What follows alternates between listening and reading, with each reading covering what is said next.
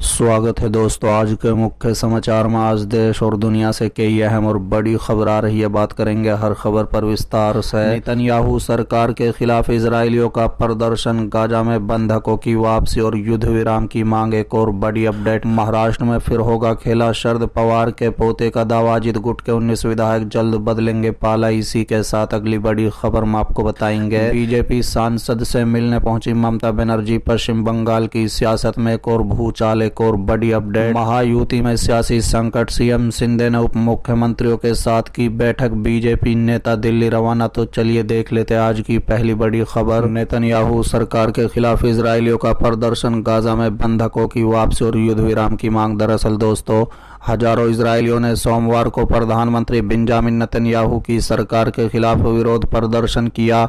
प्रदर्शनकारी इस बात से खफा थे कि गाजा युद्ध और फलस्तीनी क्षेत्र में अभी तक बंधक बनाए गए कई बंधकों की रिहाई के लिए बातचीत सफल नहीं हो सकी। इस दौरान बूढ़े और युवा प्रदर्शनकारियों ने गाजा युद्ध में बंधक बनाए शेष बंधकों की घर वापसी के लिए युद्ध विराम का आह्वान किया। हमास के खिलाफ युद्ध को लेकर नेतन्याहू के तरीके के खिलाफ विरोध प्रदर्शन तेज हो गया है। हर सप्ताह के अंत में हजारों लोग इजराइल के सबसे बड़े शहर तेल अवीव की सड़कों पर उतर रहे हैं। सोमवार को हजारों लोगों ने इजरायली संसद और नेतन्याहू के आवास के बाहर रैली करने के लिए यरूशलेम की यात्रा की। इस दौरान लोग अपने हाथों में ढोल और नए चुनाव की मांग करने वाली तख्तियां लेकर पहुंचे। प्रदर्शनकारियों ने बंधकों की रिहाई की मांग की। बता दें, यरूशलेम में प्रदर्शनकारियों ने कहा है कि अब गाजा युद्ध को समाप्त करने का समय आ गया है। हमें उम्मीद है कि देश के राजनेता समानता को प्राथमिकता देंगे। इस दौरान प्रदर्शनकारियों ने युद्ध बंद करो और हम सभी समान हैं जैसे नारे लिखी शर्ट पहनी थी। चलिए अगली खबर। महाराष्ट्र में फिर होगा खेला। शरद पवार के पोते का दावा, अजित गुट के 19 विधायक जल्द बदलेंगे पाला। दरअसल दोस्तों, महाराष्ट्र की सियासत में एक बार फिर बड़ा खेला हो सकता है। लोकसभा चुनाव परिणाम के बाद से ही ये कयास लगाए जा रहे हैं। बता दें कि राष्ट्रवादी कांग्रेस पार्टी यानी एनसीपी के नेता रोहित पवार ने सोमवार को दावा किया कि महाराष्ट्र के उप मुख्यमंत्री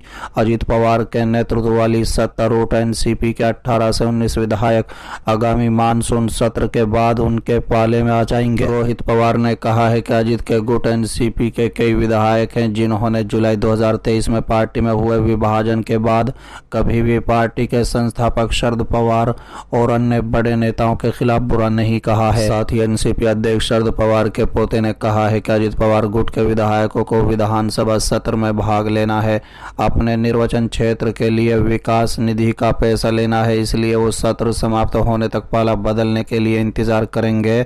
शरद पवार के पोते ने दावा किया है कि 18 से 19 एनसीपी के विधायक हैं जो हमारे और पवार साहब के संपर्क में हैं। अजित गुट के ये सभी विधायक मानसून सत्र के बाद उनके साथ हो जाएंगे। चलिए अगली खबर। बीजेपी सांसद से मिलने पहुंची सीएम ममता बनर्जी। पश्चिम बंगाल की सियासत में एक और ट्विस्ट। दरअसल दोस्तों, पश्चिम बंगाल की राजनीति में मंगलवार को एक ट्विस्ट देखने को मिला। बता दें कि सूबे की सत्ताधारी तृणमूल कांग्रेस टीएमसी की प्रमुख और मुख्यमंत्री ममता बनर्जी मुख्य विपक्षी दल भारतीय जनता पार्टी के सांसद से मिलने उनके आवास पहुंच गई। बीजेपी के राज्यसभा सांसद अनंत राय महाराज ने अपने आवास पर सीएम ममता का गर्मजोशी के साथ स्वागत किया। ममता बनर्जी और बीजेपी सांसद की मुलाकात को लेकर अधिक जानकारी सामने नहीं आई है, लेकिन इसे लेकर राजनीतिक गलियारों में हलचल बढ़ गई है। बता दें कि अनंत राय महाराज उत्तर बंगाल की राजनीति का बड़ा चेहरा है, जहां बीजेपी ने पिछले कुछ वर्षों में तेजी से पैर जमाए हैं। बता दें कि अनंत उत्तर बंगाल को कूच बिहार के पूर्व तक ग्रेटर कूच बिहार राज्य बनाने की मांग करने वाले संगठन greater Cooch Behar people's association के अध्यक्ष हैं। खुद को ग्रेटर कूच बिहार का महाराज बताने वाले अनंत को बीजेपी ने 1 साल पहले ही पश्चिम बंगाल से राज्यसभा भेजा था। अनंत पश्चिम बंगाल से बीजेपी के टिकट पर राज्यसभा पहुंचने वाले पहले नेता भी हैं। मुख्यमंत्री ममता बनर्जी की उनसे आवास पहुंचकर मुलाकात करने के बाद कयास भी लगाए जाने लगे हैं। तर्क दिए जा रहे हैं कि पिछले साल गृह मंत्री अमित शाह ने अनंत के आवास पहुंचकर उनसे मुलाकात की थी और उसके बाद बीजेपी ने उन्हें राज्यसभा भेज दिया। अब सीएम ममता उनसे मिलने उनके आवास पहुंची है तो आगे क्या होगा। नरेंद्र मोदी की अगुवाई वाली पिछली सरकार में राज्य मंत्री रहे निशित प्रामाणिक भी अनंत के करीबी माने जाते हैं। निशित प्रामाणिक भी उसी राजवंशी समुदाय से आते हैं जिससे अनंत आते हैं।